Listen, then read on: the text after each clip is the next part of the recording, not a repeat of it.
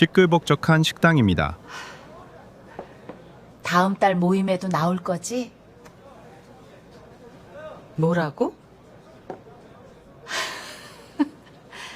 아유, 왜 이렇게 못 들어. 20일로 정했어. 괜찮지?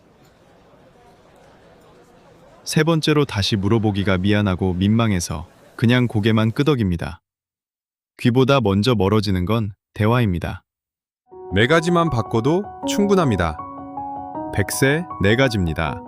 노화성 난청, 나이가 들면서 자연스럽게 찾아오는 청력 변화입니다.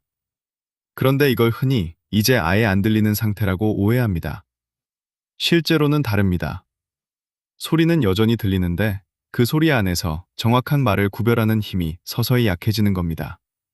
그래서 여러분도 그래도 들리는데 라고 넘기기 쉽습니다. 이건 누구나 겪을 수 있는 자연스러운 변화입니다. 다만 이 신호를 그냥 넘기면 놓치는 게 소리만이 아니라 대화 그 자체일 수 있습니다.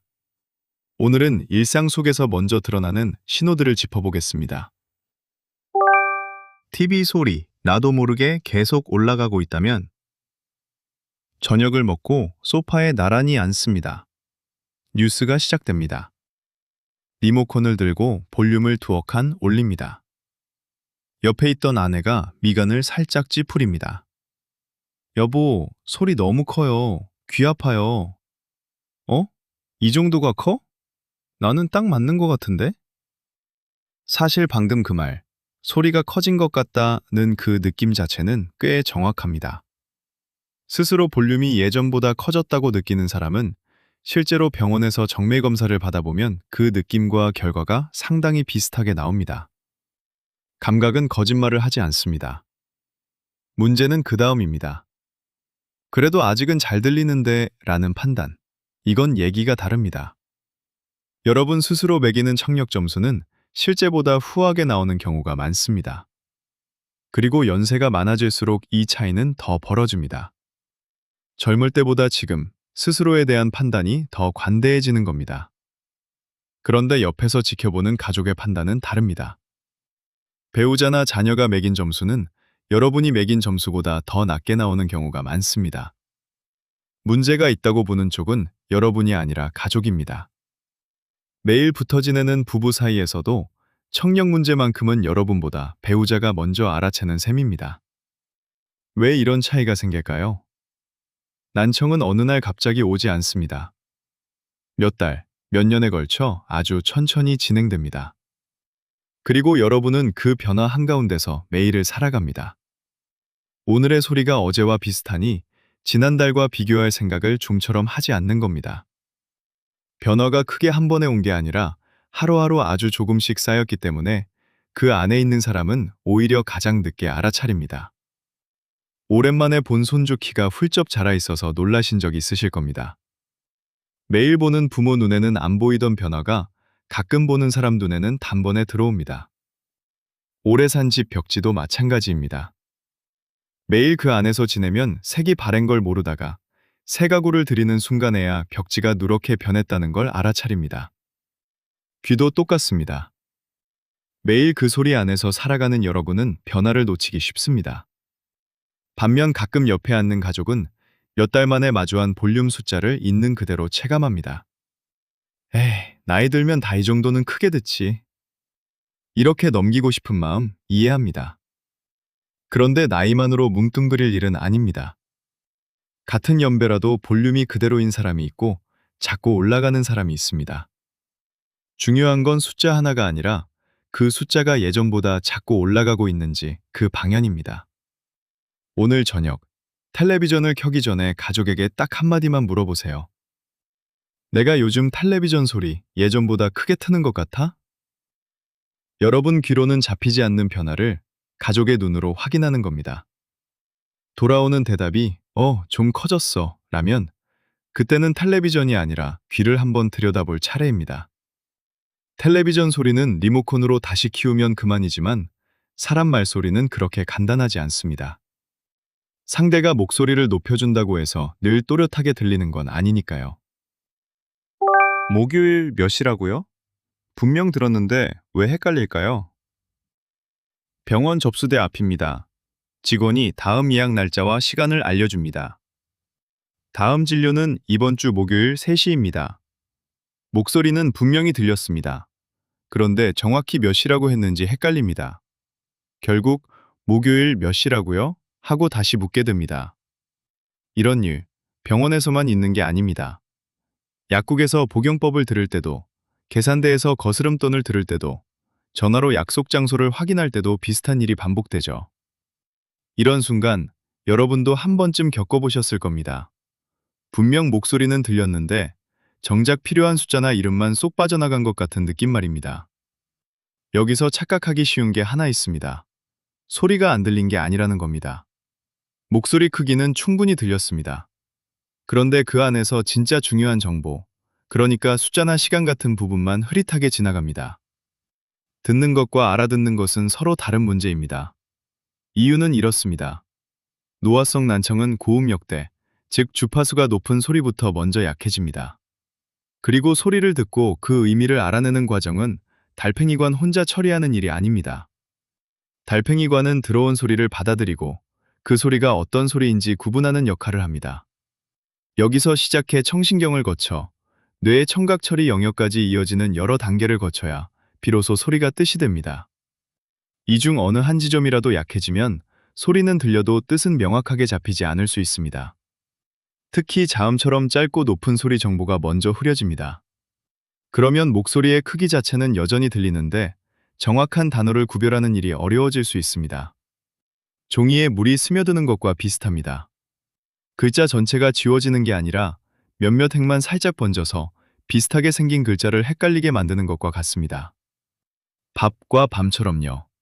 받침 하나 차이인데 완전히 다른 단어가 되어버립니다.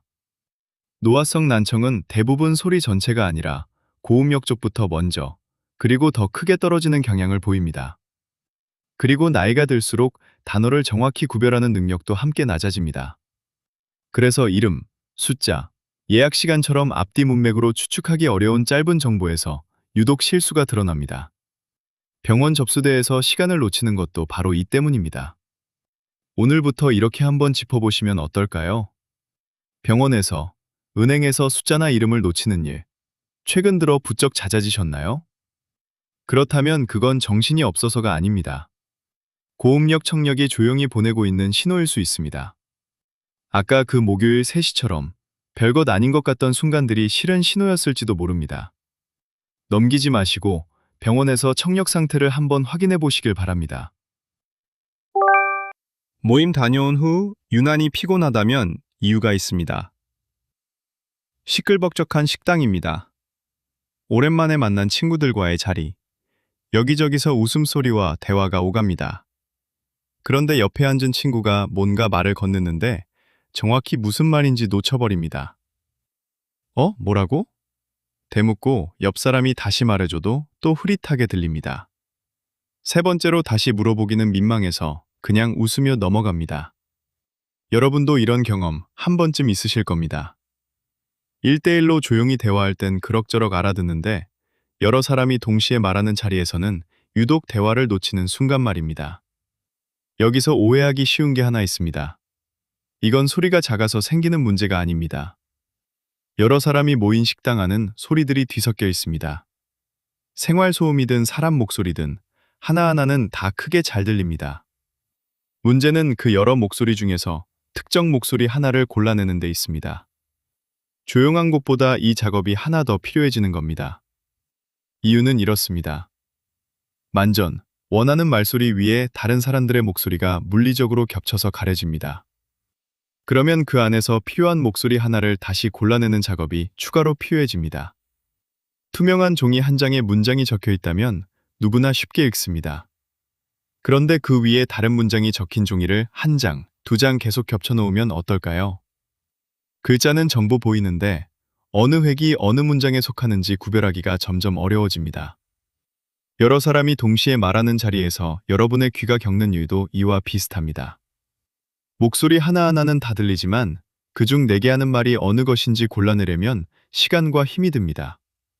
나이가 들수록 여러 소리가 섞인 곳에서 말을 알아듣는 게 뚜렷하게 더 힘들어집니다. 특히 여러 사람이 웅성거리는 소리는 사람 목소리와 비슷해서 그냥 기계 소리나 백색 소음보다 오히려 대화를 더 방해합니다. 소음뿐 아니라 소리가 울리는 것도 문제입니다.